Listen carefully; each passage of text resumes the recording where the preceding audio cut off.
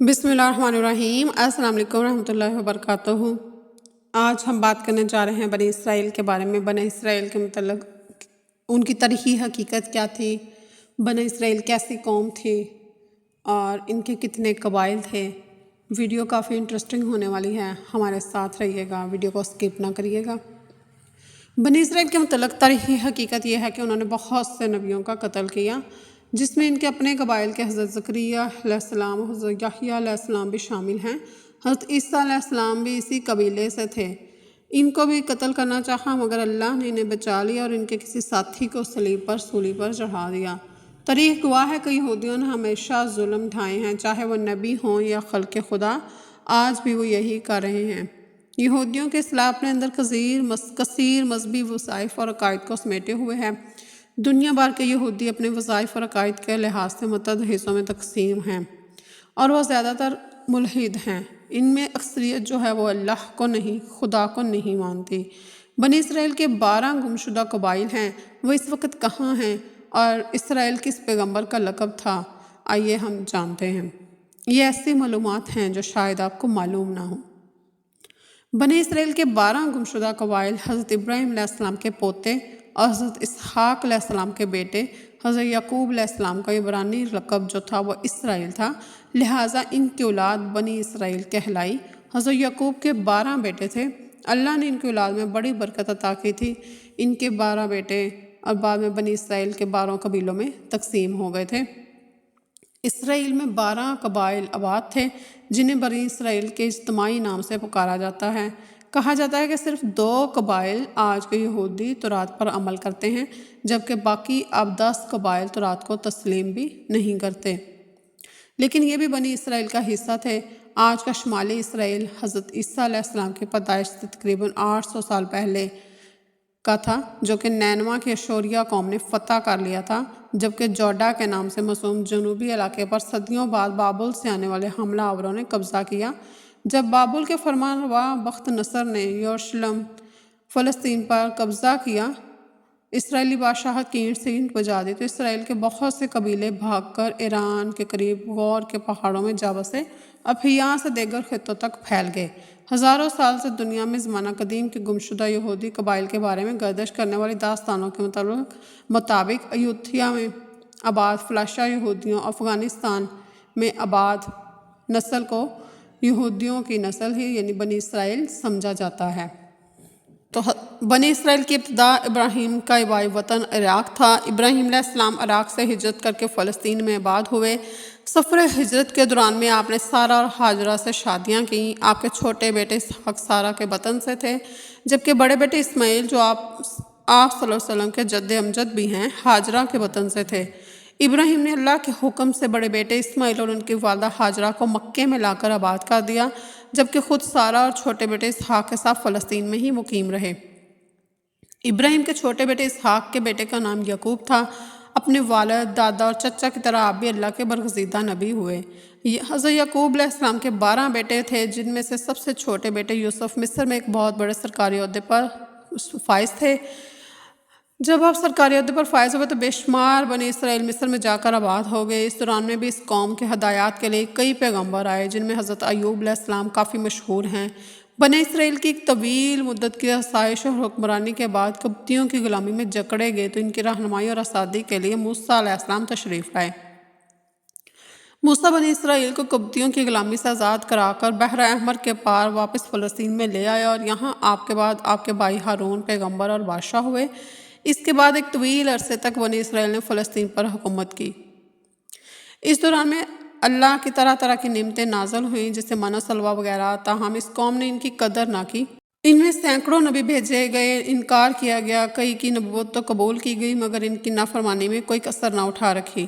اس کے بعد بھی اللہ تعالیٰ نے بنی اسرائیل کے 2 باپ بیٹوں داؤد اور سلیمان کو عزت بخشی۔ سلیمان 9ویں صدی میں قبل مسیح میں فلسطین کے مشہور فرمانروا اور پیغمبر تھے۔ ان کی وفات کے بعد 10 اسرائیلی قبائل نے ان کے جانشین کی مخالفت کی اور اسرائیل کے نام سے شمالی فلسطین میں اپنی بادشاہت قائم کر لی۔ 537 قبل مسیح میں بابل اور نینوا کے حکمران فلسطین پر 4 دوڑے۔ انہوں نے بنی اسرائیل کو بڑے پیمانے پر قتل کیا اور ہزاروں کو غلام بنا کر اپنے ساتھ لے گئے۔ قرآن کریم میں کئی جگہ بنی اسرائیل کا ذکر آتا ہے۔ ایک صورت کا تو نام ہی سورہ بنی اسرائیل ہے۔ یہ قوم اگرچہ بڑی دولت مند تھی مگر دنیا کے مختلف ممالک میں منتشر تھی۔ 1917 ہجری میں برطانیہ نے ان سے وعدہ کیا کہ فلسطین میں ان کی آزاد حکومت قائم کر دی جائے گی، لیکن اسرائیلیوں نے وفائے عہد سے پہلے ہی علاقے میں بسنے والے فلسطینیوں پر بے اندازہ مظالم توڑ کر انہیں اپنے اپنے علاقوں سے کھدیڑ ڈالا اور اپنے ہی طور پر اپنی آزادی کا اعلان کر دیا۔ جیسے کہ غیر منصفانہ طور پر اول روز سے ہی اسرائیلی پشت پناہی حاصل کرنے والی طاقتوں امریکہ، برطانیہ، روس وغیرہ نے تسلیم کر لیا اور آج تک تقسیم فلسطین کی قراردادیں دنیا بھر کا منہ چڑھا رہی ہیں۔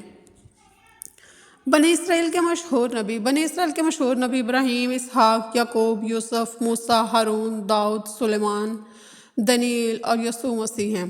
بنی اسرائیل کے مشہور صحائف میں صحیفہ ابراہیمی، زبور، تورات، زبور، انجیل یہ کتابیں عیسیٰ پر بنی اسرائیل کی ہدایت کے لیے اتاری گئیں، تاہم بنی اسرائیل ان کے ماننے سے انکار کر دیا۔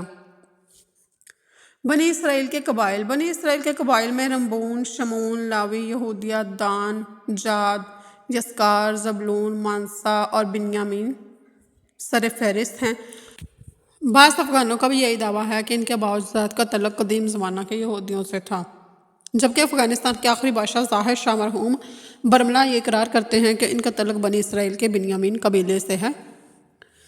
بنی اسرائیل کے ہی نسل میں سے ہیں۔ اس طرح وادی کلاش کے لوگوں کے متعلق بھی مختلف کتب میں لکھا گیا کہ ان کا تعلق بھی بنی اسرائیل سے ہے۔ ربون کا علاقہ بحیرہ سے مراد ہے۔ یہ قبیلہ ربون میں آباد تھا۔ قبیلہ شمون یہ حضرت یعقوب علیہ السلام کے بیٹے شمون کی اولاد میں سے تھا۔ قبیلہ یہودیہ تورات کے مطابق قبیلہ یہودیہ کی اولاد پر مشتمل یہ قبیلہ تھا جو کہ حضرت یعقوب کی اولاد سے تھا۔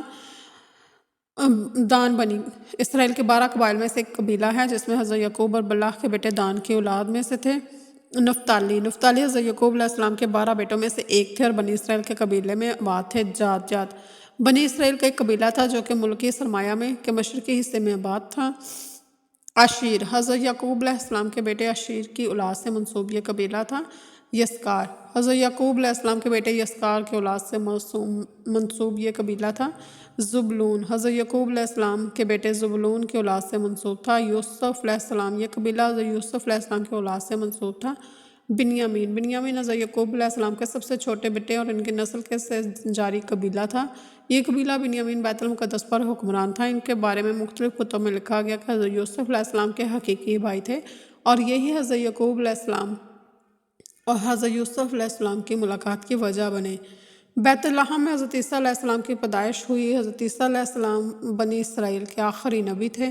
آپ علیہ السلام نے اپنی قوم کو خاتم النبی حضرت محمد صلی اللہ علیہ وسلم کی آمد کی خوشخبری بھی دی تھی اور قرآن پاک کی بہت سی صورتوں میں ان کا ذکر بھی آیا ہے۔ حضرت عیسیٰ علیہ السلام کے بعد تقریباً 600 سال تک اللہ تعالیٰ نے کوئی نبی نہیں بھیجا۔ پھر اللہ تعالیٰ نے ہمارے پیارے نبی حضرت محمد صلی اللہ علیہ وسلم کو 2 جہانوں کے لیے رحمت بنا کر مبعوث فرمایا اور ان کی آمد حضرت عیسیٰ علیہ السلام نے انجیل میں پہلے ہی فرما دی تھی۔ ارشاد باری تعالیٰ ہم نے ان پیغمبروں کے بعد عیسیٰ ابن مریم کو اپنے سے پہلی کتاب یعنی تورات کی تصدیق کرنے والا بنا کر بھیجا اور ہم نے انہیں انجیل عطا فرمائی جس میں ہدایت اور نور تھا۔ حضرت عیسیٰ پر قرآن کریم میں 26 مقامات پر حضرت عیسیٰ علیہ السلام، 23 مقامات پر ابن مریم، 11 جگہوں پر مسیح اور 1 مقام پر عبداللہ کے نام سے لکھا گیا۔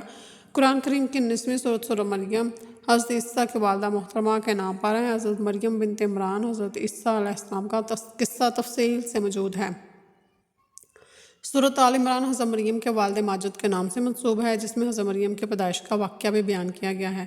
قرآن کریم کی 5ویں سورۃ سورۃ المائدہ میں اس کھانے کا ذکر ہے جس کی فرمائش حضرت عیسیٰ کے حواریوں نے کی تھی۔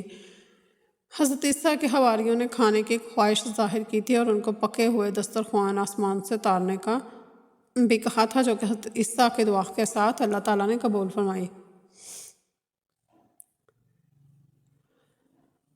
معجزات حضرت عیسیٰ کے معجزات اور علامات میں فضیلت باری تعالیٰ نے ہر نبی کو اس کے زمانے کے حالات اور مشاہدات کے مطابق معجزے عطا فرمائے ہیں تاکہ ان کی صداقت، افضلیت اور برتری نمایاں رہے۔